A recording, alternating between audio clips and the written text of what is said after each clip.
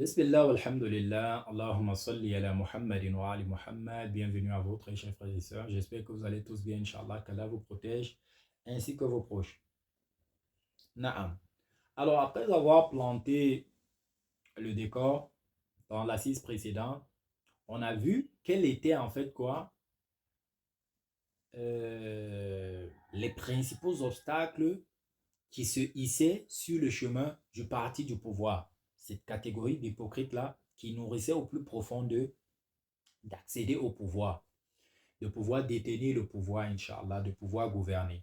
Alors, les principaux obstacles qui se hissaient sur leur chemin, c'est quoi? C'était les explications coraniques, c'était l'interprétation, j'ai envie de dire prophétique, des versets coraniques, car c'est le premier mufassir, c'est le premier commentateur du Coran le Karim.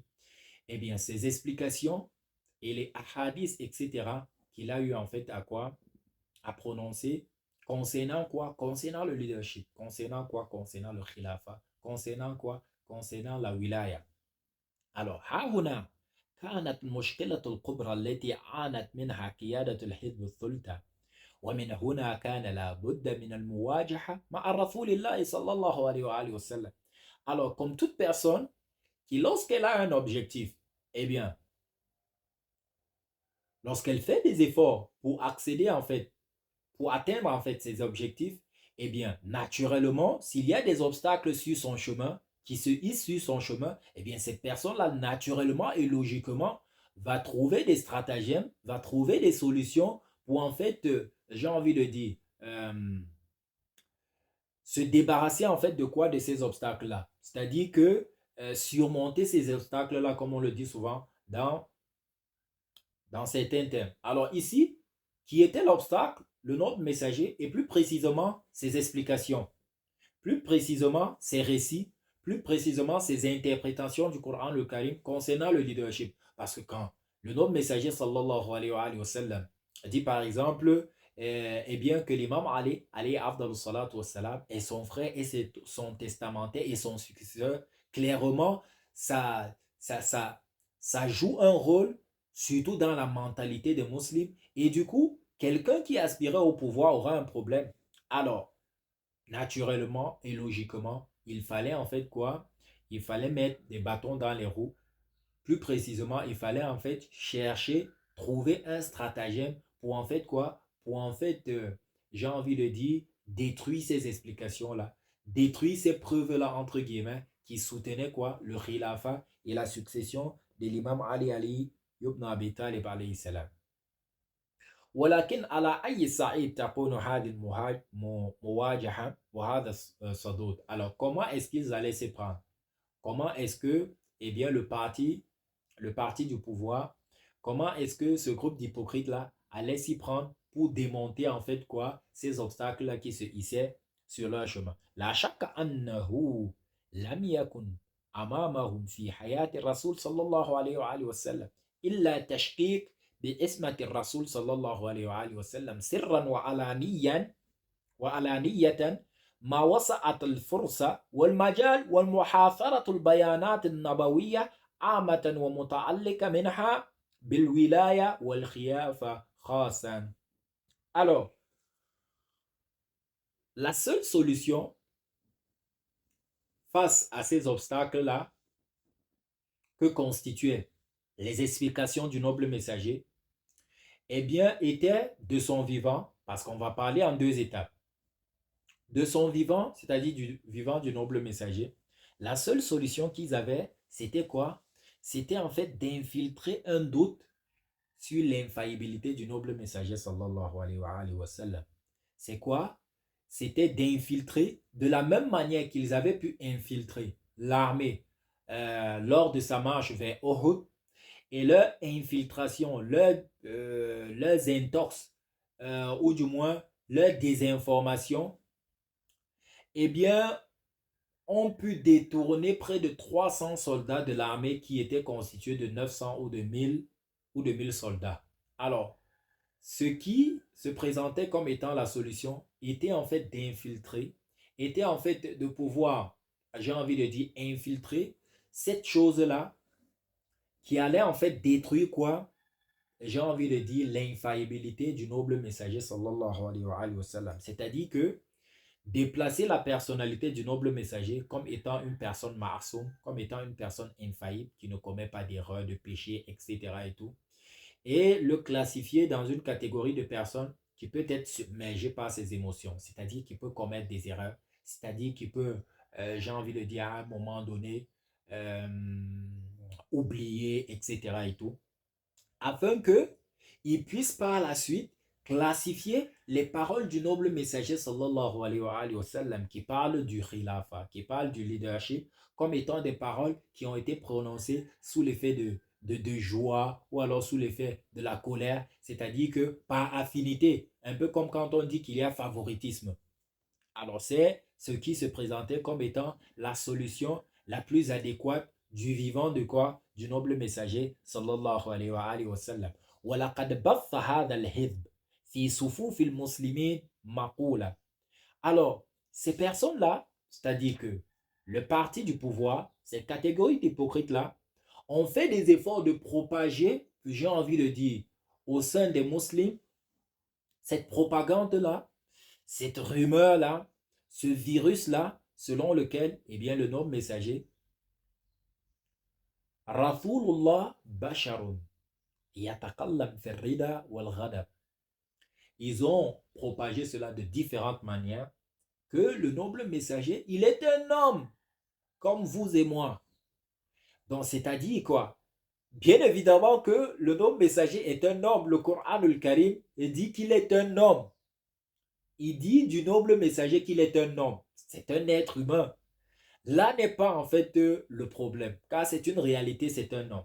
Mais ce qui se cache derrière le sous-entendu, c'est que, comme vous et moi, à un moment donné, nous pouvons parler sous l'effet de la colère ou sous l'effet de la joie, dans une joie intense, etc. On dit des choses qui peut-être ne sont, qui en réalité ne sont pas, ou dans la colère, on dit des choses que, eh bien, on ne pense pas, ou alors qu'on ne voudrait pas, etc. et tout. Eh bien, ils ont classifié le nombre messager dans cette catégorie-là afin de pouvoir plus tard et démontrer et utiliser en fait cela pour en fait démonter les dits du noble messager sallallahu alayhi wa sallam.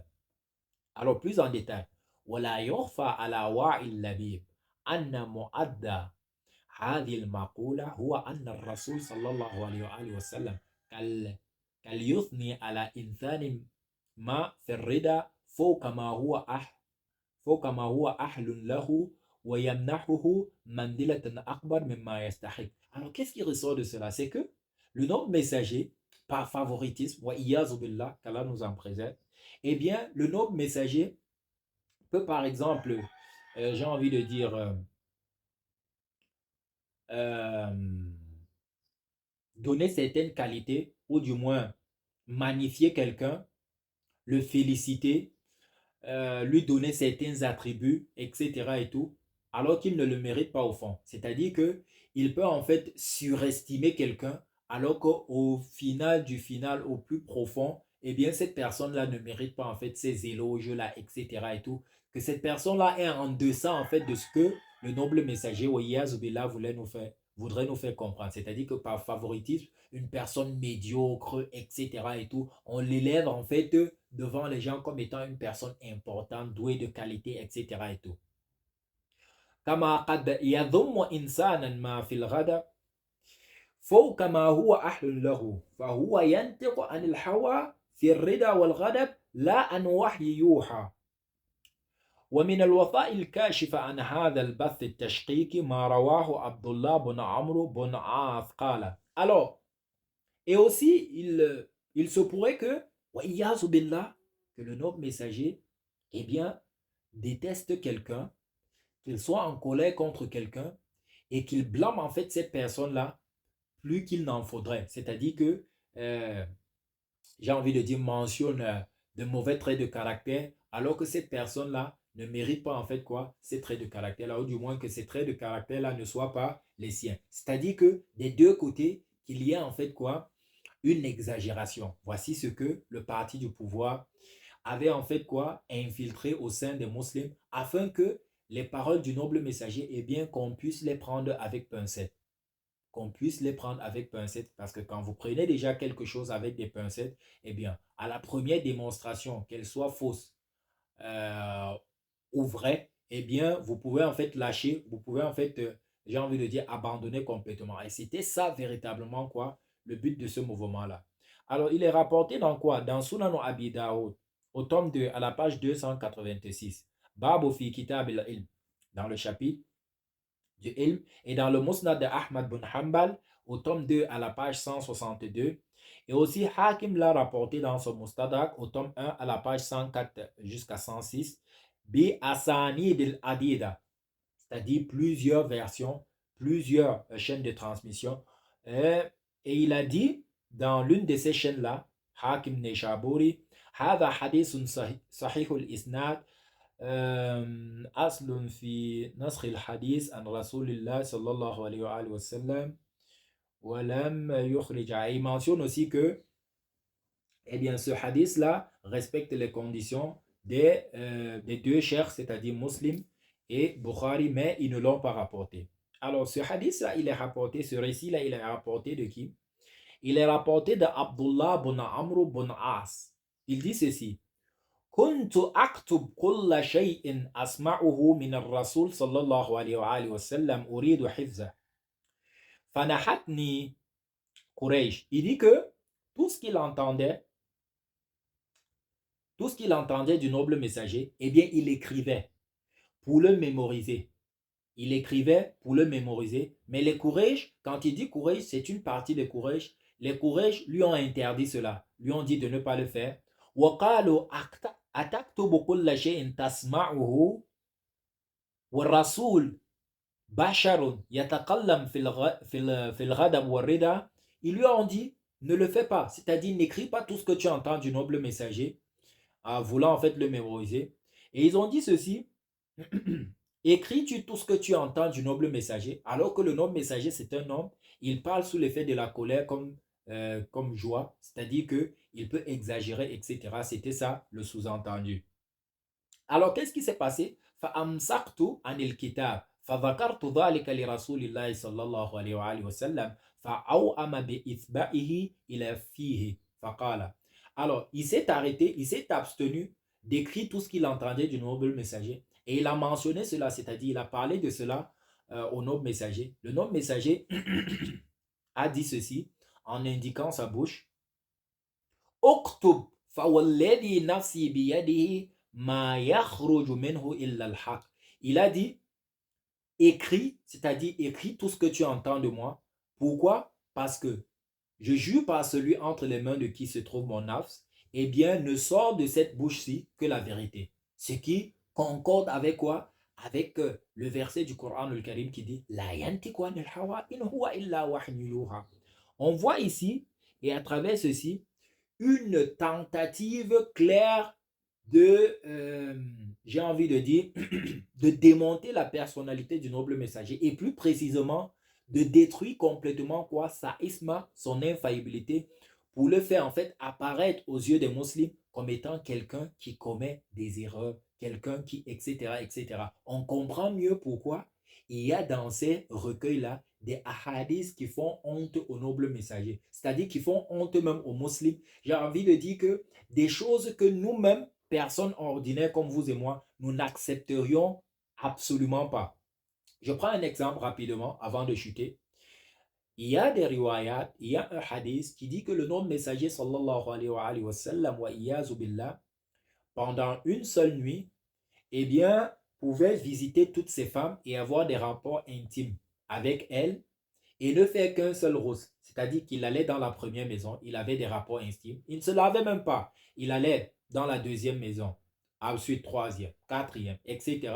Qu'il avait le temps, il visitait toutes ces femmes et par la suite, il faisait un seul rose. On voit des jurisconsultes chez les Ahl Sunnah qui ont pris cela comme source pour déduire en fait la loi selon laquelle on peut faire un seul roussel et bien pour plusieurs janaba. Alors, dans cela, qu'est-ce qu'on... c'est le sous-entendu, c'est quoi? C'était que le noble messager, sallallahu alayhi wa sallam, était un obsédé de quoi? Des rapports intimes. Ça, c'est premièrement. Parce que une nuit, il va en fait C'est-à-dire qu'il n'est pas rassasié, il va chez toutes ces femmes, ça c'est premièrement. Et côté hygiène, sans se laver ni rien du tout, il va visiter toutes ces femmes. Alors, est-ce que cela sied avec la personnalité de celui dont le Coran le Karim dit Innaka la ala khuluqin adhim. Tu es certes doué d'un caractère imminent.